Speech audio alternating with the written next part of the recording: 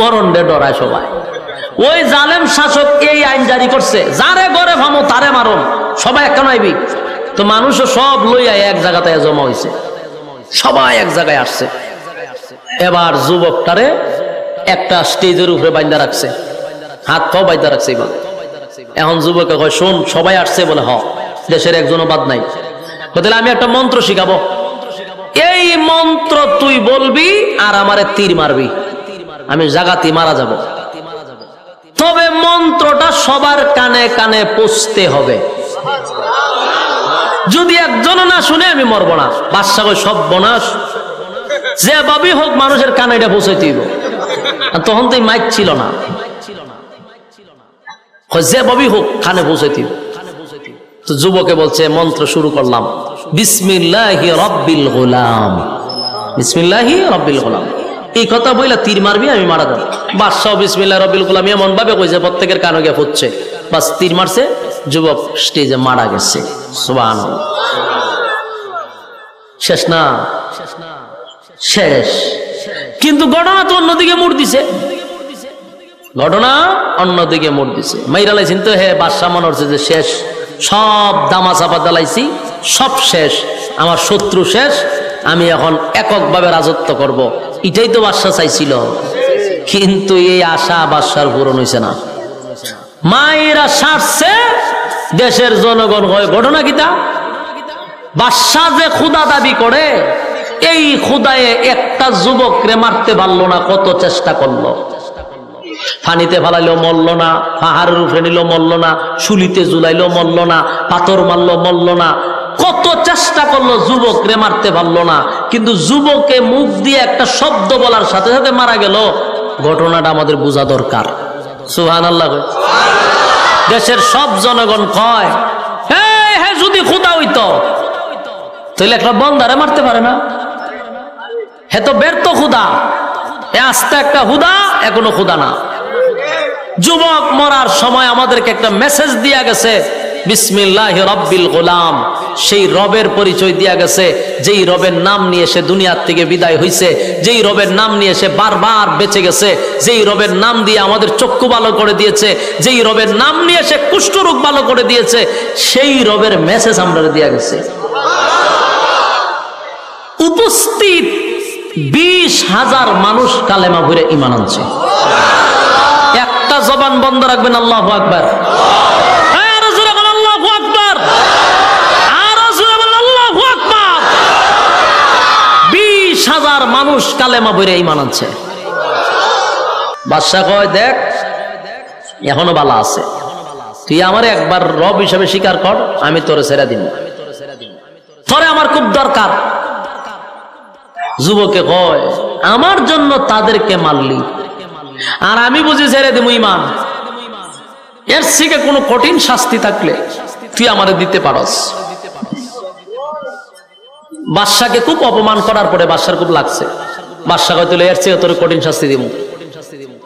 2 পাও বাঁধছে, বাইদা হাত 2টা বাঁধছে, বাইন্দা স্পেশাল বাহিনী দিয়া এই যুবকরে পাথরের পাহাড়ের উপরে নিছে, নিচেও পাথর, উপরে পাথর। ও সাত্তিকে সবার সামনে তারা ধাক্কা মাইরা পাথরে ফালা দিবি, বর্তা হয়ে যাবে। সব বাহিনী তারা লইয়া গেছে পাহাড়ের উপরে, হাত পা বাইন্দা নিয়ে ফালাই দিবে। এমন সময় যুবক কয়, আল্লাহ আমারে হেফাজত করো আর এই জালেম গুলারে ধ্বংস করে দাও। যুবকের দোয়া গেছে খবর লইয়া, সব বাহিনীরে পাহাড়ের ভিতরে আল্লাহ সিট চালাইছে, বাইরিয়া সবকে মেরে লিছে। যুবক বাদশার সামনে হাজির। বাদশার জায়গায় কিতা খবর? বাদশা ছায়া দেখে বাহিনী নাই, যুবক কারা। ঘটনা কিতা? তোমার না পাঠাইছি পাহাড়ের উপরে মারবার লাগিয়া, আমার বাহিনী কো? ও সব বাহিনী বর্ত হয়ে গেছে গা। তো তুই এলি কেমনে? খামারে আমার রব বাঁচাইছি। সোয়ান। বাদশার মেজাজ খুব গরম, আবার বাহিনী দিয়া গয়ের ধর, হাত পা বান, বাইন্দা সাগরের মাঝখানে নিয়ে ফালাই দিয়া মাছে খাইল, বড় মাছের মুখে ছেড়ে দিবি। সব বাহিনী তারে লইয়া গেছে সাগরের ভালো, হাত পা বাইন্দা বস্তার ভিতরে পড়ছে, সাগরের মাঝখানে নিছে। যুবক কথা, আল্লাহ আমারে বাঁচাও, এরারে তুমি ধ্বংস করো। যুবকের দোয়া কবুল। সব গুলারে বাতাস দিয়া সাগরের ভিতরে ফালাইয়া, পানিতে চুবাইয়া সব তীরে মেরে লিছে।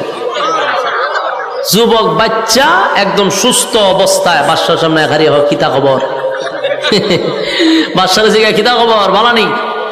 বাদশায় তো অবাক, কিরে আমি না তোর সাগরের মাঝখানে পাঠাইছিলাম, আমার বাহিনী কো? সব গেছে মাছের ভেড়। তো তুই এলি কেমনে? আমার রব বাঁচাইছে। সুবহানাল্লাহ। বাদশার পুরা মাথা গরম হয়ে গেছে, যত বাহিনী পাঠায় সব বাহিনী মারা যায়, হে মরে না। এখন তো টেনশন বেড়ে গেছে, কোনো ভাবে মারতে পারতেছে না। আরো বহু সিস্টেম বাইর করছে, কিন্তু এই যুবকের মারতে পারে না। লাস্টে গিয়ে ভাও ধরলিছে বাদশা, যুবকের ভাও ধরছে। দেখো ভাই তোরে কেমনে মারন যায় হোসাইন। ভাও ইমান আনবার লেগে না, মারবার লেগে ভাও ধরছে। তোর দুইটা ভাও ধরি কর, তোরে কেমনে মারন যায়। যুবকের জিগা আমার মারাটা কি তোর খুব বেশি দরকার? বলা হয় কেন? তুই গোটা দেশটারে তুই তোর খুদার পরিচয় দিবি, লাস্টে আমার কেউ খুদা মানত না, এই যন্ত্রণা আমার ঘুমো ধরে নাইলে তোরে মারি লিতাম।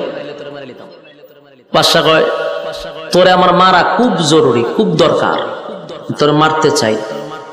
যুবক কয় অসুবিধা নাই, মারতে যদি তুই চাস মারতে পারবে, তবে তুই চেষ্টা করলে পারতি না। আমার সিস্টেমে যদি মারতে চাস, আমি যেইভাবে পরামর্শ দিই এই পরামর্শ শুনে যদি মারতে চাস তাহলে মারতে পারবে। বাদশা কয় তুই যেমনি কস এমনি শুনবো, তাহলে এটা কাজ কর। তোর দেশের যত জনগণ আছে সব জনগণে এক জায়গায় জমা করবি, গড়ের মধ্যে কেউ থাকতে পারবে না।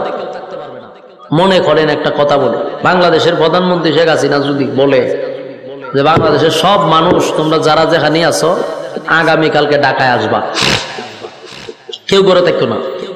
পত্রিকায়, টিভিতে, সোশ্যাল মিডিয়াতে সব জায়গায় নিউজ হইতেছে, গ্রামে গ্রামে মনে করেন মাইকিং হয়েছে, মসজিদও মাইকিং হয়, সবাই বলতেছে আগামী এত তারিখে সবাই ঢাকা যেতে হবে, কেউ করে থাকতে পারবো না। এত কিছু হওয়ার পরেও আপনার কি ধারণা সবাই ঢাকা যাইব? আচ্ছা কোনছেন, আমি তো কথা বলতে আপনারা বুঝুননি কথা। তুই বুঝলে কি তা হন, হ্যাঁ অথবা না তো কোন দরকার। আপনারা দি গুরুস্থানের মতো নিরাই গেছেন গা।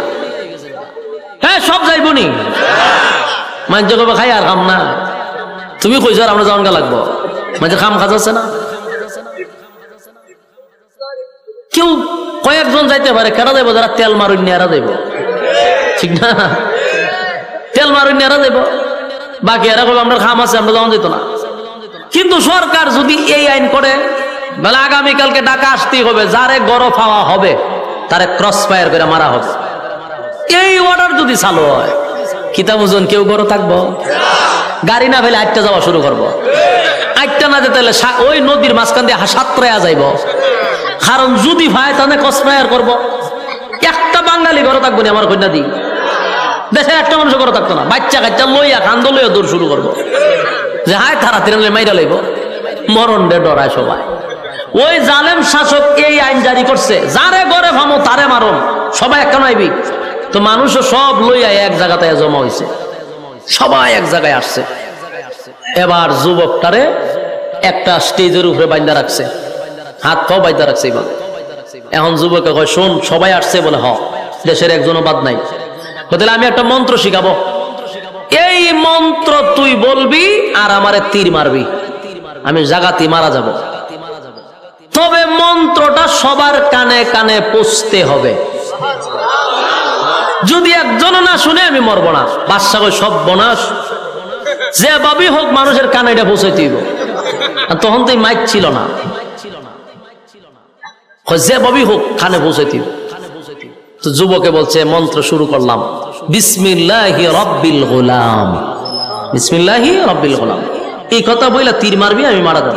বাদশাহ বিসমিল্লাহ রাব্বিল গোলাম এমন ভাবে কইছে প্রত্যেকের কানে গিয়ে ফুটছে, বাস তীর মারছে, যুবক স্টেজে মারা গেছে। সুবহানাল্লাহ। শেষ না? শেষ। কিন্তু ঘটনা তো অন্যদিকে মোড় দিছে, ঘটনা অন্যদিকে মোড় দিছে। মাইরা লাইছেন তো হে বাদশাহ মনে হচ্ছে যে শেষ, সব দামা চাপা দালাইছি, সব শেষ, আমার শত্রু শেষ, আমি এখন এককভাবে রাজত্ব করব। এটাই তো বাদশা চাইছিল, কিন্তু এই আশা বাদশার পূরণ হয়েছে না। মায়েরা সারছে, দেশের জনগণ হয় ঘটনা কিতা? বাদশা যে খুদা দাবি করে এই খুদায়ে একটা যুবকরে মারতে পারলো না, কত চেষ্টা করলো। পানিতে ফালাইলেও মরল না, পাহাড়ের উপরে নিল মরল না, শুলিতে ঝুলাইলেও মরল না, পাথর মারলো মরল না, কত চেষ্টা করলো, যুবকরে মারতে পারলো না। কিন্তু যুবকে মুখ দিয়ে একটা শব্দ বলার সাথে সাথে মারা গেল। ঘটনাটা আমাদের বোঝা দরকার। সুবহানাল্লাহ। দেশের সব জনগণ কয়, হ্যাঁ যদি খুদা হইতো তাহলে একটা বন্দারে মারতে পারে না, হে তো ব্যর্থ খুদা, এ আস্তে একটা খুদা, এখনো খুদা না। যুবক মরার সময় আমাদেরকে একটা মেসেজ দিয়া গেছে, বিসমিল্লাহি রাব্বিল গোলাম। সেই রবের পরিচয় দিয়া গেছে, যেই রবের নাম নিয়ে সে দুনিয়ার থেকে বিদায় হইছে, যেই রবের নাম নিয়ে সে বারবার বেঁচে গেছে, যেই রবের নাম দিয়ে আমাদের চক্ষু ভালো করে দিয়েছে, যেই রবের নাম নিয়ে সে কুষ্ঠরোগ ভালো করে দিয়েছে, সেই রবের মেসেজ আমরা দিয়া গেছে। উপস্থিত 20,000 মানুষ কালেমা ভরে ঈমান আনছে। একটা জবান বন্ধ রাখবেন, আল্লাহু আকবার। আরো জোরে বলেন আল্লাহু আকবার, আরো জোরে বলেন আল্লাহু আকবার। 20,000 মানুষ কালেমা ভরে ঈমান আনছে। মারছে কয়জন? এই অতকান বুঝি তুইও আজনছে, একজন মারছে। তুই একজন বললেন কে রে? হারা রাত বলে ইউসুফ আর জুলেহার ওয়াজ করছে। সোহালে হুজুর রেগে জিগে হুজুর জুলেহা বেটা না বেডি, তারপরে তুই ই ওয়াজ শুনতেছেন। মারলো কয়জন? 3 জন মারছে, একজন না। 3 জন মারার পরে কালেমা পড়লো কয়জন? 3 জনকে কোন অপরাধে মারছিল? কালেমা পড়ার অপরাধে মারছিল। যেই অপরাধে 3 জনকে মারলো, এই অপরাধে আবার দেখা যায় 20,000 মানুষ কালেমা পড়ছে। অহন বাদশার মাথাটা কেমন হিট হইছে, কিতা বুঝো? সেখানেও বেচারা 3 জনকে সহ্য করতে পারছে না, আর এখন পুরা দেশের সব জনগণ কালেমা পড়ে লিছে। এই বাদশার অবস্থা এখন কি হবে? কিন্তু আবারও বলছি, বাদশা হলো জালেম বাদশা। বাদশা হলো এই জালেম বাদশা, তো নামই জালেম বাদশা। 20,000 মানুষ কালেমা পড়ছে, এটা সে বরদাস্ত করতে পারে না, এটা সহ্য করতে পারতেছে না, কোনোভাবেই মেনে নিতে পারতেছে না। এবার সে সিদ্ধান্ত নিছে 20,000 মানুষ মেনে নেব। চিন্তা করেন, এর কি পরিমাণ কুত্তায় কামড়াইছে। হ্যাঁ, ভাগলা কুত্তায় কামড়াইছে না? 20,000 মানে কি দেশের সব জনগণ নিয়ে মেরে নিব। কিসের অপরাধে? এক আল্লাহ মানার অপরাধে হে এখন দেশের জনগণই মেরে নিব। মানে জনগণ মাইরা এ একলা রাজত্ব করবো, খালি মাটাও। কি পরিমাণ ভাগ হলে এরকম কাজ করতে পারে? সে কত বড় জালেম শাসক, দেশের জনগণ সব মেনে নিত, সিদ্ধান্ত নিছে। বাহিনীদেরকে বললো, এক কাজ কর, সব টিকে মেলাম আমি। বাহিনী গিটা কর, দেশ চালাবেন গাড়ি দিয়া, বলে যে চালনা করো, সব মেলাম আমি। আমার খোদা মানে না, তো সব যখন কালেমা পড়ছে সব টিরে মেলাম। তখন বাদশা তো জিগাইতে, স্যার কি করতেইব? মারার জন্য বিশাল একটা এরিয়া নিয়ে গর্ত খনন করো। কি গর্ত? গর্ত খনন করো। ভাই সিন্নি গর্ত বলুন তো দেখি, আল্লাহ কয়টা কসম করছে? 4টা কসম কইরা কার উপরে অভিশাপ দিছে? গর্ত খননকারীর উপরে আল্লাহর অভিশাপ। এতক্ষণে ভাই সিন্নি গর্ত করতে গেছে, এই জালেম শাসক গর্ত খনন করছে। আল্লাহ এই গর্তের কথাই কুতিলা আসহাবুল উখদুদ, আল্লাহ সেই গর্তের কথাই বলছে। সুবহান পাইছে? আল্লাহ বলেন ওয়াসসামাই যাতিল বুরুজ ওয়াল ইয়াউমিল মাউউদ ওয়া শাহিদিন ওয়া মাশহুদ। কয়টা কসম? 4টা কসম। এই বেশি করতে তোরা ভোলাবান, অতিরিক্ত করতে কেরা সাহায্য করস করে। সব শুধু গুড়া গাড়া সব আমার সামনে দিয়েছেন, আর সব ফাঁকনা ফাঁকনা গিয়ে পিছনে বইছেন। এই যে কি যন্ত্রণা দেয় এটা বুঝতে পারতেন না তো আপনারা। এখানে বইয়া হাসে খেলে কথাবার্তা কয়, সব সহ্য করুন লাগতেছে। আমার কিতা করবেন, মুসাফির মানুষ, সহ্য করার ছাড়া কোনো উপায় নেই। হ্যাঁ ব আর চিল্লে একটু সময় লড়িস না, যন্ত্রণা দিতে যে ওয়াজের প্রথম দিকই লড়িস না, ওয়াজটা শেষ করতে দে আমার আল্লাহর হস্তে। গর্ত পাইছেন না আপনারা?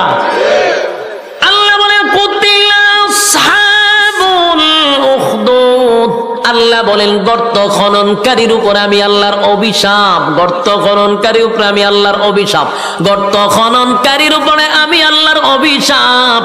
এই হলো সেই গর্ত, বাদশা গর্ত খনন করছে গোটা দেশের সব জনগণ মারার জন্য।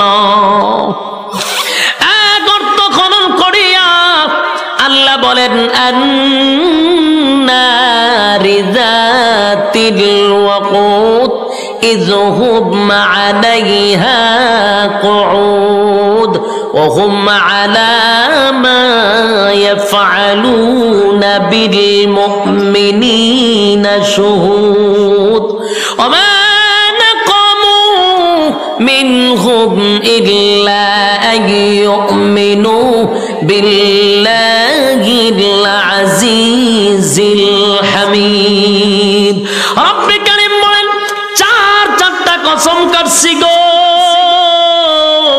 জালেম বাদশার। আল্লাহ বলেন গর্ত খননকারীর উপর আমি আল্লাহর অভিশাপ, জালেম শাসকের উপরে অভিশাপ, গর্ত যে খনন করছে তার উপর অভিশাপ। আন্নারি যাতিল ওয়াকুদ, দাউ দাউ করে আগুন জ্বলছিল। ইযহুম আলাইহা কুউদ, তারা সব দেখছিল। ওহুম আলা মা ইয়াফআলুনা বিল মুমিনিনা শুহুদ, মুমিনদের সাথে যা কিছু ঘটেছিল সব তারা দেখেছিল।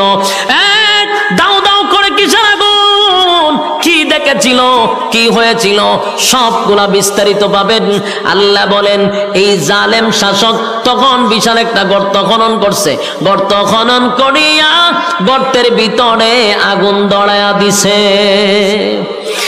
এই জন্য আল্লাহ বলেন আন্নারি যাতিল ওয়াকুদ, ধাউ ধাউ করে আগুন জ্বলছিল সেই গর্তের ভিতরে। কারণ ওই জালেম শাসক গর্তের ভিতরে আগুন দড়ায়া দিছে। কি দড়াইছে? জালেম শাসক গর্তের ভিতরে আগুন দড়াইল, গর্তের ভিতরে আগুন দড়াইয়া আগুনগুলি দাউ দাউ করে জ্বলতেছিল। তখন বাদশা অর্ডার দিছে যারা কালেমা পড়ছে, আমি বাদশাকে যারা খোদা মানে না, আমি বাদশারে যারা খোদা মানে না সবাইকে দড়ে দড়ে জ্যান্ত আগুনে পুড়ায়া ছাই করে ফেলবি। নাউজুবিল্লাহ। গর্ত খনন করিয়া গর্তের ভিতরে আগুন দড়াইয়া ওই গর্তের ভিতরে আগুন দাউ দাউ করে জ্বলতেছে। আর বাদশার অর্ডারে দেশের জনগণ গুলাকে জ্যান্ত দড়ে দড়ে ইডাল দিয়া দিয়া আগুনে জ্বালাইতেছে। জ্যান্ত মানুষগুলাকে আগুনে পোড়াইয়া ছাই করে ফেললো। আমি আপনাদের কাছে একটা প্রশ্ন করতে চাই, তারা কি অনেক আগেই ঈমান আনছিল না সবে মাত্র আনছে? কথা কন্যা দি, সবে মাত্র ঈমান আনছে রে। সবে মাত্র ঈমান আনার সাথে সাথে তাদের ঈমানের পরীক্ষাও চলে আসছে, আর তারা সবাই পরীক্ষায় উত্তীর্ণ হয়েছে। জোরে কোন সুবহানাল্লাহ। মানুষগুলাকে দইরা দইরা জালেম শাসক আগুন দিয়া জ্বালায়া মারলো, সবগুলারে আগুন দিয়া পুড়ে ফেললো, আগুন দিয়া ছাই করে ফেললো। ঠিক এই মুহূর্তে একটা মহিলা তার দুধের বাচ্চাটারে লইয়া একটা পাও সামনের দিকে আগায় গো, আর একটা পাও পিছনের দিকে নেয়। মা হইয়া দুধের বাচ্চাটারে লইয়া আগুনে চাপ দিতে চায় না, আগুনের ভিতরে চাপ দিতে চায় না। মা তার সন্তানের প্রতি একটা মায়া মহব্বত চলে আসছে, আর চোখের পানি গুলো ছেড়ে দিয়া কান্দে আর বলে, হ্যাঁ মালিক, আমি যদি একা হতাম তাহলে আমার সব মুমিন ভাইদের সঙ্গে আমিও আগুনে ঝাঁপ দিতাম, কিন্তু মালিক আমি তো মা, আমার কলিজায় তো মানে না। আমি আমার দুধের বাচ্চাটারে লইয়া কেমনে গো আগে আমি আগুনে ঝাঁপ দেই? আমি আমার দুধের বাচ্চাটারে লইয়া আগুনে ঝাঁপ দিতে আমার কলিজায় মানে না। মা হইয়া কোনোভাবেই আগুনে ঝাঁপ দিতে চাচ্ছিল না। ওই বিষয়টা জালেম শাসক সবগুলা ফলো করছে, তাই আস্তে আস্তে মহিলার কাছে জালেম শাসক আইসা বলে, এই মহিলা, আমি বুঝতে পেরেছি আমার বোঝার বাকি নাই গো, তুমি আমাকে খোদা মানতে রাজি, কারণ তুমি আগুনে ঝাঁপ দিতে পারবা না, কারণ তোমার দুধের বাচ্চা লইয়া আগুনে ঝাঁপ দিতে তুমি রাজি না। আমাকে একবার প্রভু মানো, আমি তোমাকে আগুনে নিক্ষেপ করবো না। এই কথা জালেম শাসক বলতে দেরি আমার আল্লাহ ছোট নাবালক এবং নবজাতক শিশুর জবান দিয়া কথা বাহির করে দিছে। নবজাতক শিশু মার কোলে তাইকা ডাক দিয়া বলেন, মা গো, জালেম শাসকের কোনো কথা শুনবা না গো মা, এই জালেম শাসকের কথা শুনবা না মা, একটা সেকেন্ড দেরি কইরো না গো মা, তোমার চোখের সামনে হাজার হাজার নারী পুরুষ মালিকের উপরে ঈমান এনে তাদের ঈমানের পরীক্ষা দিয়া ফার্স্ট হইয়া জান্নাতে চলে গেছে গো মা, একটা সেকেন্ড দেরি করবা না, আমি তোমার বাচ্চা বলছি, আমারে সহ তুমি আগুনে জাপ দাও, দেরি কইরো না গো মা, শয়তান ওয়াসওয়াসা দিবে, একটা সেকেন্ড দেরি করবা না। মা তার দুধের বাচ্চার কথা শুই না ইমানি জজবা বেড়ে গেছে, আর পিছনের দিকে তাকায় নাই, বাচ্চাটারে কুলে লইয়া একটা সেকেন্ড দেরি করে নাই, আগুনে জাপ দিয়া ইমানের পরীক্ষায় উত্তীর্ণ হয়ে গেল।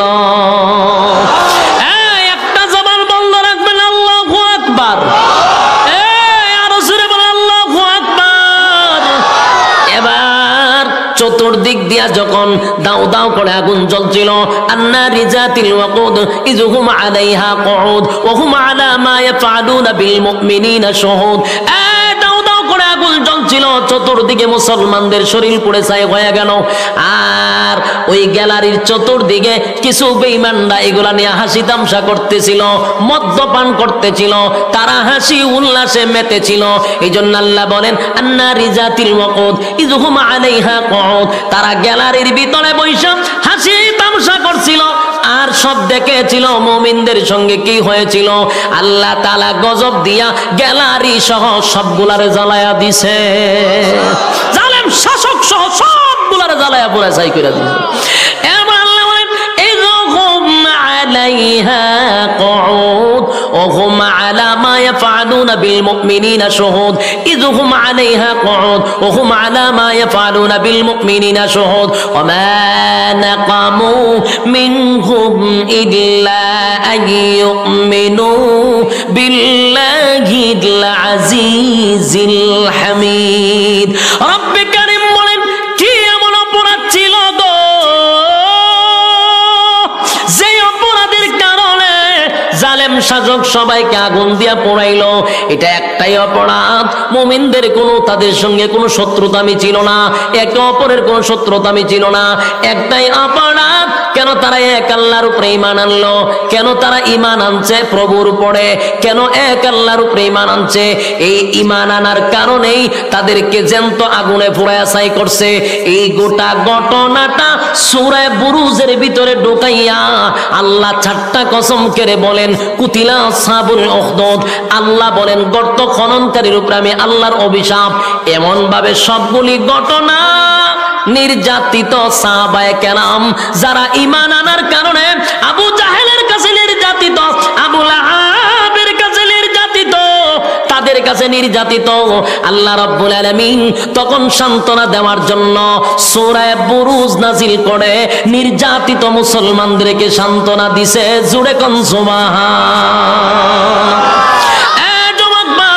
আমি শুরুতেই বলেছিলাম সূরাটা কেন নাজিল হইল সেটাও বললাম। এবার আসুন, যেই কথাটা দিয়ে আল্লাহ নাজিল করছিল তখন আবু জাহেলের নেতৃত্বে, আবু লাহাবের নেতৃত্বে, উতবা সাহেবের নেতৃত্বে মক্কা নগরীতে যারা কালেমা পড়ছিল সবার উপরে কিন্তু নির্যাতনের স্টিম রোলার চাপানো হয়েছিল।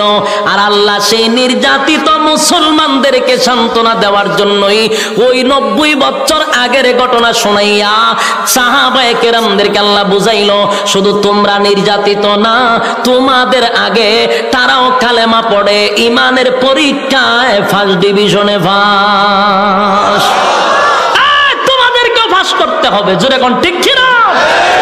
এই জন্য সূরা বুরুজ নাজিল করে সান্ত্বনা দিছে সব সাহাবায়ে কেরামরা।